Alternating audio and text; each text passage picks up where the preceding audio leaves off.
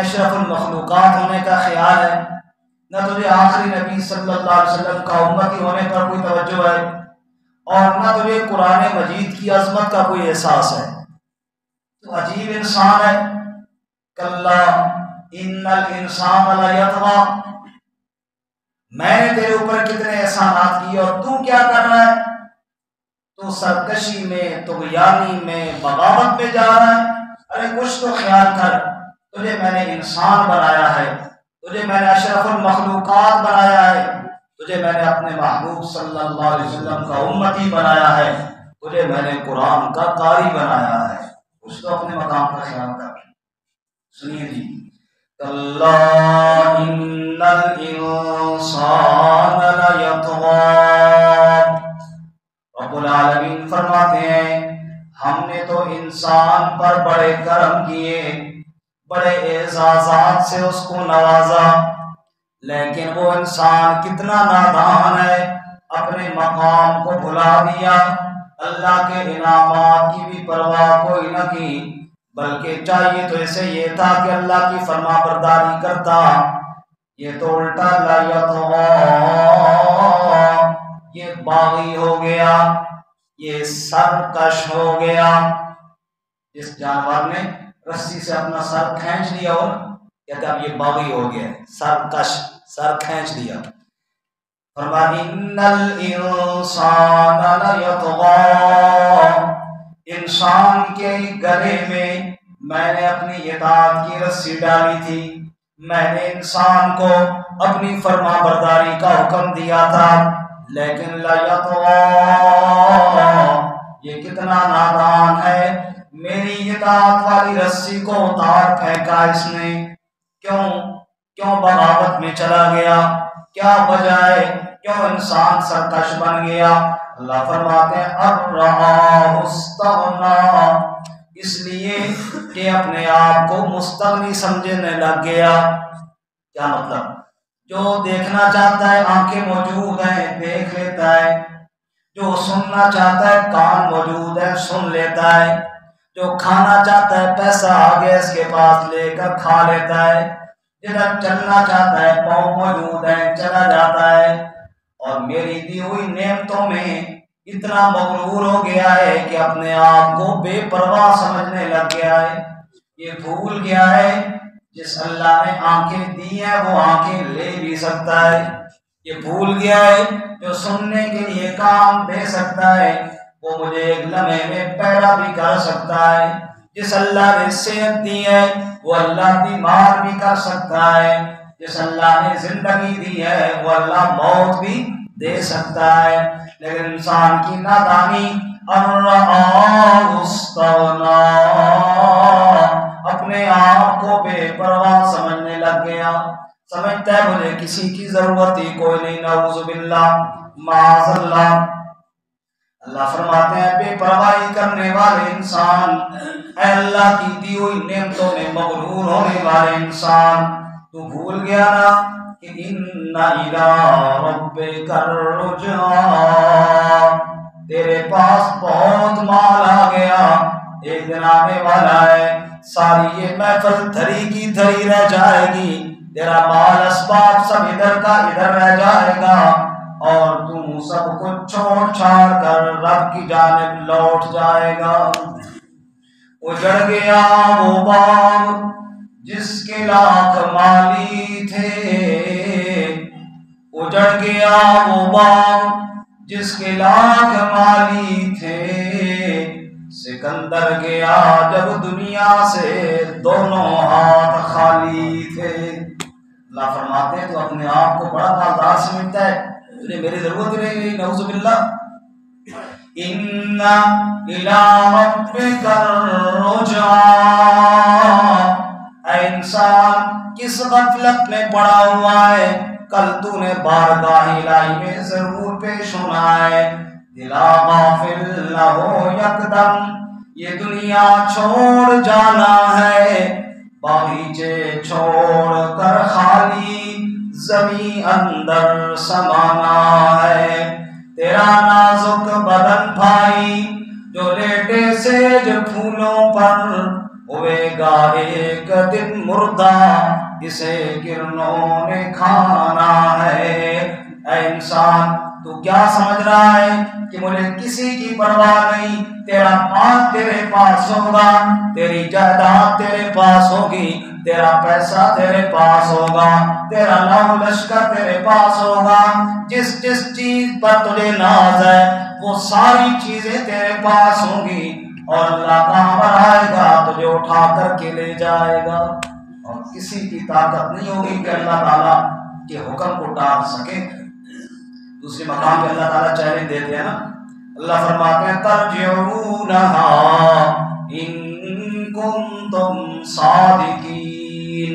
جس آدمی کی روح قبض کرنے کا ہم نے فیصلہ کر لیا ہوتا ہے، 5 سارا خاندان بیٹھ کے آنسو تو بہا سکتا ہے لیکن جاتی ہوئی روح کو واپس لوٹا کوئی نہیں سکتا۔ اللہ چیلنج دے کر کہتے ہیں ترجعونہا ان کنتم صادقین۔ وہ لوگوں چیلنج ہے ساری دنیا کو، جس روح کو ہم نے نکال لیا ہے کسی کے اندر طاقت ہے تو ذرا واپس لوٹا کر کے دکھائے۔ اللہ آپ سب کو آخرت کی فکر نصیب فرمائے۔ اللہ فرماتے ہیں انسان کی سرکشی کی آؤ تمہیں ایک مثال سنائیں، اور یہ اگلی آیتیں ہر باغی کے لیے ہیں، قیامت تک آنے والے ہر ظالم کے لیے ہیں، لیکن صرف فرماتے ہیں خاص ابو جہل کے لیے۔ ارأیت الذی ینہا، کیا آپ نے دیکھا اس شخص کو، اس بدنصیب کو، اس ظالم کو، یا اللہ وہ کیا کرتا تھا؟ فرمایا الذی ینہا، جو روکتا تھا۔ کس کو روکتا تھا؟ کس کام سے روکتا تھا؟ فرمایا عبدا اذا صلی، وہ میرے بندے کو روکتا تھا جب وہ میری نماز پڑھنے لگتا تھا۔ یہ وہ بدنصیب ابو جہل۔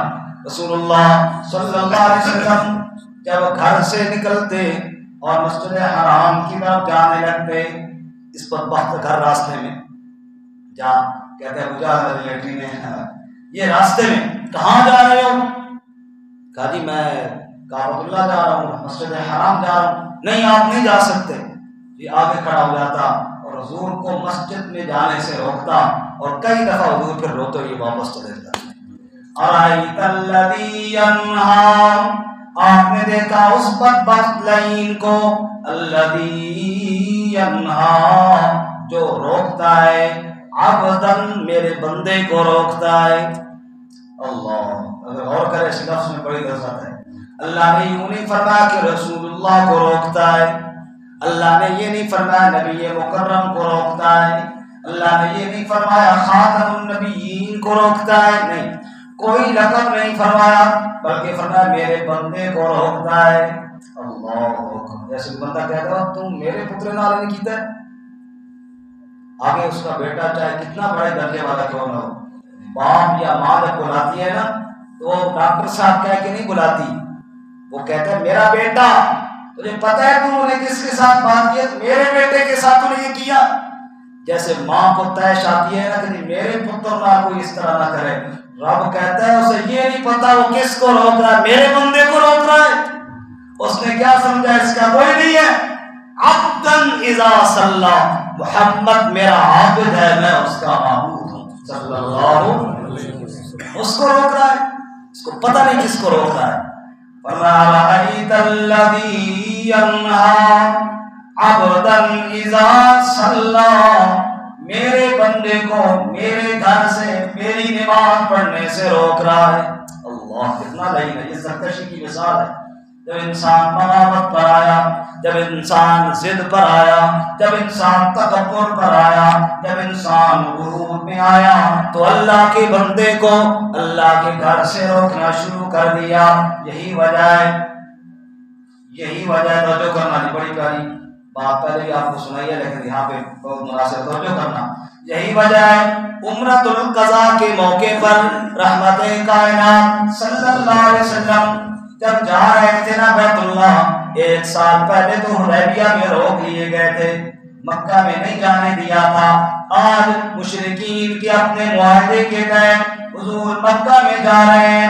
حضرت عبداللہ بن رواحہ رضی اللہ تعالیٰ عنہ میرے نبی کی سواری کی لگام پکڑ کے آگے آگے جا رہے ہیں، ایک ہاتھ میں رسی پکڑی ہوئی ہے نبی پاک کی سواری کی، اور میری طرف دیکھنا، اور دوسرا ہاتھ یوں ہلا ہلا کر شیر پر رہے تھے، خلو بن الکفار عن سبیلہ، خلو بن الکفار عن سبیلہ، خلو فکل الخیر فی رسولی، ہٹ جاؤ راستے سے، خالی کر دو راستہ، اور کافروں کی نسل ہٹ جاؤ راستے سے، اللہ کا گھر کا راہ خالی کر دو، اللہ کے گھر اللہ کے رسول جا رہے ہیں، سبحان اللہ، خلو فکل الخیر فی رسولی، وہ کئی دن جب تم روکا کرتے تھے ہٹ جاؤ راستے سے، اللہ کے رسول ساری خیریں لے کر آ رہے ہیں، الیوم نضربکم علی تعویلہ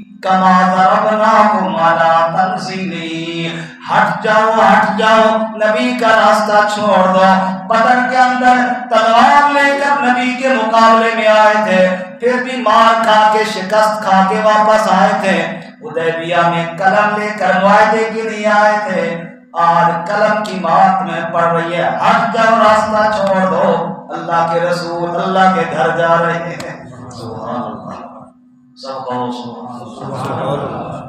ارائیت الذی ینہا عبدا اذا صلی، اس بد نصیب کو دیکھا جو میرے بندے کو نماز پڑھنے سے روکتا ہے۔ وہ دن بھی بڑا عجیب تھا جب بیت اللہ کے چابی بردار سے حضور نے کہا تالا کھول، میں اندر جا کر نماز پڑھنا چاہتا ہوں۔ وہ جواب میں کہنے لگا ہر ایک کے لیے تالا کھولا جا سکتا ہے، محمد تیرے لیے تالا نہیں کھولا جا سکتا۔ آپ کی آنکھیں بھر آئیں اور حضور نے کہا اچھا نہ کھول، ایک دن آئے گا یہ چابی اللہ میرے ہاتھ کے اندر دے گا، پھر جس کو میں چاہوں گا اس کو دوں گا۔ اس نے تنزیہ طور پر ہنس کر کہا وہ دن بھی آیا تو دیکھا جائے گا، اس دن تو قریش کی ناک کٹ جائے گی نا، وہ دن بھی آیا تو دیکھا جائے گا۔ آج مکہ مکرمہ فتح ہو گیا، رحمت کائنات صلی اللہ علیہ وسلم مکہ میں جا رہے ہیں فاتح بن کر۔ بعض صحابہ نے کہہ بھی دیا الیوم یوم الملحمہ، آج بدلہ لینے کا دن ہے، آج چن چن کر ان ظالموں کو ہم ذبح کریں گے جنہوں نے ہمارے بچوں کو نیزوں کی ہلیوں پر رکھ کر پرو دیا تھا، جنہوں نے آگ کے انگاروں پر ہمیں لٹایا تھا، جنہوں نے ہمارے ماں باپ تک کو مار ڈالا تھا، آج بدلہ لینے کا دن آ گیا۔ لیکن رحمت کائنات صلی اللہ علیہ وسلم آپ نے فرمایا نانا الیوم یوم المرحمہ، آج بدلہ لینے کا دن نہیں، آج تو معاف کرنے کا دن ہے، آج تو رحم کرنے کا دن ہے۔ پھر آپ نے بیت اللہ کے چابی بردار جس کا نام بھی عثمان تھا اس کو بلایا اور فرمایا لاؤ چابی۔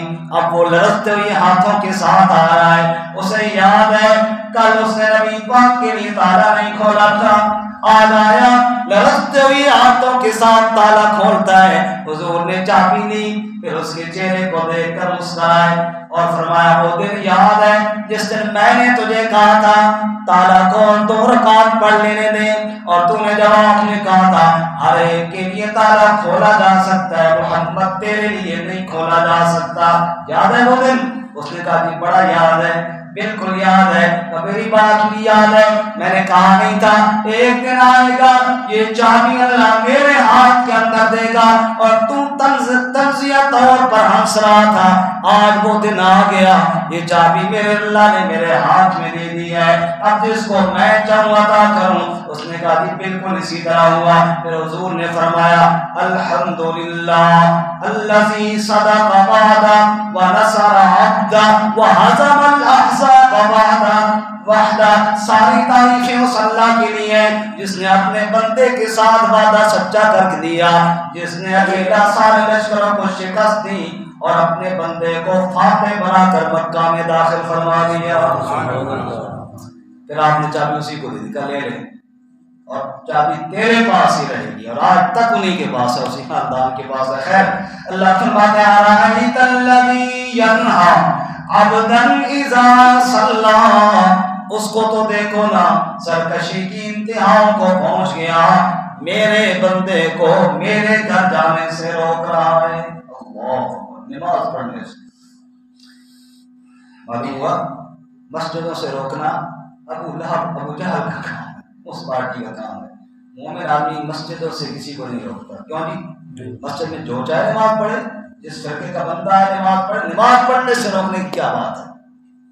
آگے فرمایا ارأیت ان کان علی الہدی، وہ ضد میں مارا ہوا، ضد اس کے اندر بھری ہوئی، میرے بندے کو روک رہا ہے، اتنا نہیں سوچتا کیا پتا یہ ہدایت والی ہو، جس بندے کو میں روک رہا ہوں سوچوں تو صحیح نا، کیا پتا یہ سچی بات ہی کر رہا ہو، اور ہمارا بالتقوی، شاید یہ تقوی کا حکم دے رہا ہو۔ کچھ عقل والا بندہ تو سوچتا ہے نا، عقل والا بندہ تو غور کرتا ہے، بے وقوف آدمی ضد پہ کھڑا ہو جاتا ہے، ورنہ وہ ضد پہ کھڑا ہو گیا، اتنا نہیں سوچتا غور تو کر لوں، شاید یہ تقوی کا حکم دے رہا ہو۔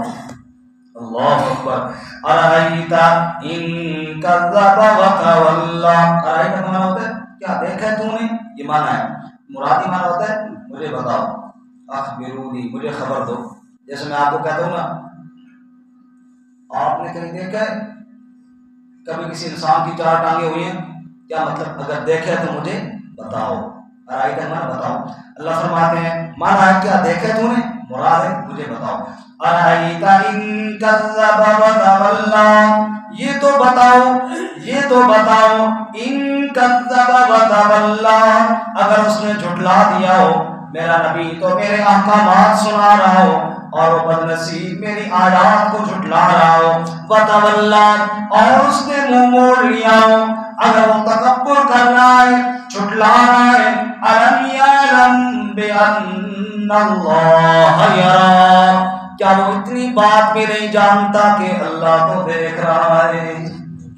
کون دیکھ رہا ہے بولو جی؟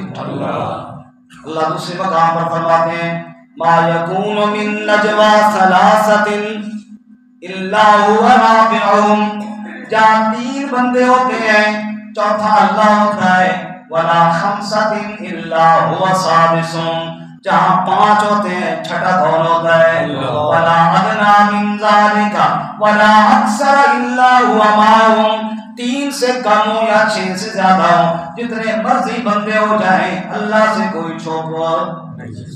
اور حضرت لقمان کیا فرماتے ہیں سورہ لقمان میں، یا بنیا انہا ان تک مثقال حبۃ من خردل فتکن فی صخرۃ او فی السماوات او فی الارض یأت بها اللہ۔ اے بچے اگر کوئی چھوٹی سی چھوٹی چیز ہو، رائی کے دانے کے برابر بھی ہو، ساتوں آسمانوں میں سے کسی آسمان کے کونے کے اندر پڑی ہوئی ہو، یا کسی پتھر کی چٹان کے اندر ہو، یا زمین کے اندر کہیں چھپی ہوئی ہو، ساری کائنات سے تو وہ ذرہ چھپ سکتا ہے لیکن اللہ کی نگاہوں سے نہیں چھپ سکتا۔ سب کچھ جاننے والا کون ہے جی؟ اللہ۔ یہاں پہ رائی کا دانہ سرسوں کا دانہ ہوتا ہے چھوٹا سا، یہاں پہ میں پھینک دوں نا ایسے کسی مسجد کے سین میں کون لے آؤ جی، شاید آپ کو 6 گھنٹے نہ ملے۔ یہاں اسی مسجد کے سین میں حضرت لقمان کیسی بات کر رہے ہیں، اگر آپ غور کریں اس آیت کی تہہ میں، رائی کے دانے کے برابر چھوٹی سی چیز ہو، او فی السماوات، ساتوں آسمانوں میں سے کسی آسمان میں ہو، فتکن فی صخرۃ، پتھر کی کسی چٹان کے اندر ہو، زمین کی کسی کھائی میں پڑی ہوئی ہو، ساری کائنات سے چھپ سکتی ہے، اللہ سے چھپ نہیں سکتی۔ الم یعلم بان اللہ یری، کیا وہ جانتا نہیں کہ اللہ دیکھ رہا ہے؟ کہتے کسی بزرگ نے اپنے مریدوں کو آزمانے کے لیے کہ ان کا یا اس آیت کو بیان کرو، الم یعلم بان اللہ یری، الم یعلم بان اللہ یری، سمجھ کے تاکہ تمہارے دماغ میں یہ بات بیٹھے کہ اللہ دیکھ رہا ہے۔ کافی عرصہ جناب وہ ہوگا ان کا جی بالکل حضرت جی کام کلیئر ہو گیا، ان کا اچھا ایسے کرو آپ میں سے کوئی کبوتر یا مرغا کو ذبح کر سکتے ہو؟ کہا جی کیوں نہیں جی، کہا یہ لے جاؤ وہاں جا کے ذبح کرنا دیکھے کوئی نہیں، کوئی گیا جناب کنڈی لگا کے ذبح کیا، کسی نے کھائی میں ذبح کیا، ایک کوئی جناب میری طرح سادہ سا تھا وہ واپس لے آیا، تجھے جگہ کوئی نہیں ملی؟ اس نے کہا جی مجھے تو ایسی جگہ کوئی نہیں ملی جہاں وہ نہ دیکھے، آپ نے کہا تھا کوئی نہ دیکھے، ایسی جگہ مجھے ملی کوئی نہیں ہے جہاں وہ نہ دیکھے۔ اللہ یرا، میں جب بھی ذبح کرنے کے لیے بیٹھتا تو آواز آتی تھی کہ اللہ دیکھ نہیں رہا، تو میں واپس آ گیا۔ انہوں نے کہا اس کو سمجھ آیا، باقی کسی کو سمجھ نہیں آیا۔ الم یعلم بان اللہ یرا، کیا وہ جانتا نہیں ہے کہ بے شک اللہ دیکھ رہا ہے؟ کلا لئن لم ینتہی، اب اگلی آیتیں بڑی سخت ہیں جی متکبر اور غرور کرنے والے کے لیے، سنیے، کلا ہرگز نہیں، جیسے وہ کر رہا ہے ایسے نہیں، لئن لم ینتہی، اگر وہ باز نہ آیا تو لنصفعن بالناصیہ، ہم اس کی پیشانی کے بالوں سے گھسیٹیں گے۔ یہ عذاب کا دھمکی ہے، تخفیف وسیع کو کہتے ہیں، ڈرایا گیا ہے۔ ناصیۃ کاذبۃ خاطئہ، یہ پیشانی جو جھوٹی ہے، جو گناہ گار ہے۔ کیا مطلب؟ اس کے اندر جو کھوپڑی میں غرور بھرا ہوا ہے نا کہ میں یوں اور میں ہوں، کاذبہ، یہ کذب ہے، یہ جھوٹ ہے، جس کی پیشانی اور کھوپڑی میں تکبر آ گیا، سمجھو کہ جھوٹ بھر گیا۔ لوگ کہتے ہیں بیوقوف موقع سے سارا بھوسا بھرا ہوا ہے، اللہ کہتا ہے بھوسا نہیں، بھوسا تو پھر کام کا ہوتا ہے، کاذبہ، جھوٹ بھرا ہوا ہے، بھوسا بھی نہیں ہے، بالکل نکمی اس کی پیشانی ہے، خاطئہ، بڑی خطا کار ہے، کیونکہ فرما بردار پیشانی ہوتی تو اللہ کے نبی کے ساتھ یہ والا سلوک نہ کرتا۔ اس ظالم کی پیشانی کے اندر کفر آ گیا، غرور آ گیا، دھوکہ آ گیا، اور اس وجہ سے میرے نبی کو میرے گھر آنے سے روکتا ہے۔ اگر باز نہ آیا ہم اس کی پیشانی سے گھسیٹ کر اس کو ذلیل کریں گے۔ اور پھر اللہ نے کیا بدر میں، کیا یا نہیں کیا؟ کسی بڑے پہلوان کے ہاتھوں اللہ نے سے نہیں مروایا، بچوں کے ہاتھوں مروایا۔ ابو جہل کو بچوں کے ہاتھوں، محبت اور معاذ کے ہاتھوں مروایا ہے، تاکہ پتہ چلے میں بڑا اور میں یوں اور تو کچھ نہیں ہے۔ جب اللہ کا امر آئے تو تیری کیا حیثیت ہے؟ اللہ اپنے عذاب سے محفوظ فرمائے۔ ایک دفعہ رسول اللہ صلی اللہ علیہ وسلم نے اس کو کہا، ابو جہل کو، جب ایسے تھی بک بک کرتا رہتا تھا حضور صلی اللہ علیہ وسلم کے ساتھ، تو حضور نے فرمایا اللہ کے عذاب سے ڈر، اللہ تجھے ذلیل کرے گا، اس سے خوف کھا۔ یعنی کہ محمد صلی اللہ علیہ وسلم مجھے ڈرانا ہے، یہ بات سن لے، میرے جتنے ساتھی ہیں نا، میرے جو مجلس میں بیٹھنے والے ہیں وہ سارے آ گئے نا تو پھر تجھے کوئی نہیں بچائے گا، سب سے زیادہ میرے ہم نشین ہیں۔ اللہ تعالیٰ اچھا فَلْيَدْعُ نَادِيًا، چاہیے کہ وہ بلائے اپنے ہم نشینوں کو، لے آئے، آپ سے مقابلہ کرنا ہے، لے آئے، بڑا آیا میرے بڑے ہم نشین ہیں اور میرے بڑی جناب پارٹی، لے آؤ ان کو، اللہ کے عذاب سے کوئی بچانے والا نہیں۔ فَلْيَدْعُ نَادِيًا، نادیہ ہم نشین، مجلس میں بیٹھنے والے، چاہیے کہ وہ بلا لے اپنے ہم نشینوں کو، سَنَدْعُ الزَّبَانِيَّ، ہم بھی بلائیں گے لشکروں کو۔ سرین کہتے ہیں زبانیہ، یہ جو پولیس والا لشکر نہیں ہوتا، شرطے، ان کو کہتے ہیں، عام لشکر کو نہیں کہتے۔ اللہ جب ساڑی پولیس آئی نا تو پھر حاجی ابو جہل کی پولیس نظر کر دیا۔ بدر کے میدان میں جب مشورہ ہوا نا بدر کے لیے، ابو جہل بڑا غصے کے ساتھ گیا لشکر لے کر، شیطان بھی گیا ابو جہل سے ملا شتونگڑے لے کر، ایک بڑے شیخ کی صورت میں، وہ سکتا اسی بھی حاجی صاحب بڑے نال اسی بھی تھوڑے پکا رہنا ہے، حاجی صاحب اور مطمئن ہو کر مسئلہ ہی کوئی۔ اب جناب شیطان نے خوب اس کو پمپ کیا، حاجی ابو جہل کو خوب پمپ کیا، اور جناب بٹھا گیا کہ اب تو جناب ہم بالکل جناب، اب وہاں جب آگے دیکھا نا شیطان کے فرشتے آ رہے ہیں تو پیچھے نٹھا شیطان۔ حاجی صاحب پوچھو کتنے جا رہے ہو؟ ادھر کو تو فرمایا کہ میں نہ اس نے کہا انی ارا ما لا ترون، مجھے آپ اٹھ کھا، مجھے تو وہ نظر آ گیا جو تجھے نظر ہے. بیوقوف نے پترا جہاں پوٹی ہے اسی رہ جا رہے ہیں. ہاں مرغا بیٹھا تھا درخت پر، ادھر سے آگے کدھر، اس نے کہا تو اتنے بیٹھا تھا، نماز کا ٹائم ہو گیا، اللہ کا خوف کوئی نہیں، تلے آپ کی نماز شماز پڑھیے، تلے آپ نے پتر بنانا آسان، تلے آپ نماز پڑھیے. مرغا بھی بڑا سمجھدار ہے، اس نے کہا صبر کرو، اذان دینے ہیں، دو چار بندے اور اصل جماعت کرا لینے. اس زور میں ککڑوں کڑوں جو کی تھی نا، پر نال شیر ستا پہ، شیر جاگ گیا بھائی شور کون کر، شیر انجا اٹھا نا تو گدڑ کھسکا، مرغ آواز دی بھائی آؤ امام صاحب آ گئے، کیونکہ شیر کی داڑھی ہوتی ہے نا اور امام صاحب کی داڑھی ہوتی ہے. اس نے کہا جی امام صاحب آ گئے، جماعت کرائیے. اس نے کہا یہ امام پیچھے بیٹھی نماز نہیں ہوتی، نصف ہے.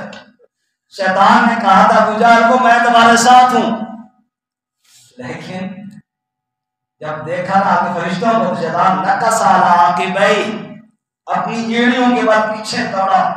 شیطان کو جب ابو جہل نے بولا کدھر جا رہا، اس کا انی ارام الا ترون انی اخاف اللہ، میں وہ دیکھ رہا ہوں جو تجھے نظر نہیں آتا، تو جا شاباش شاباش ہمت کر، میرا بھی ضروری کام ہے میں کر کے آ رہا ہوں. دوسری جگہ اللہ فرماتا ہے کمثل الشیطان اذ قال للانسان اکفر فلما کفر قال انی بریء منک.